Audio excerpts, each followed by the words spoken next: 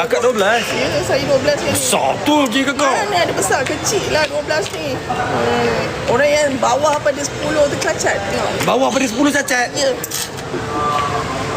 Tak nampak. Habis tu kalau saiz 8 ni Saiz 8 tu kalau dia kurus lagi lah. Jenis yang kurus lagi. kurus. Kalau 5?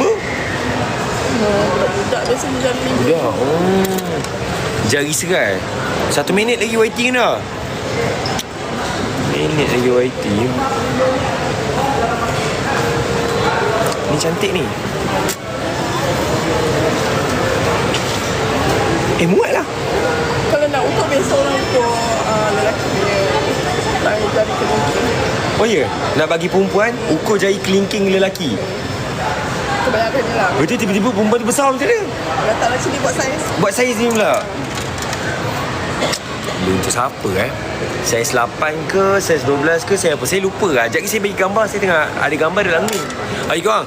Korang nak tahu saya bagi dekat siapa ni, korang tengok konten sekarang. Benda tu dalam konten saya.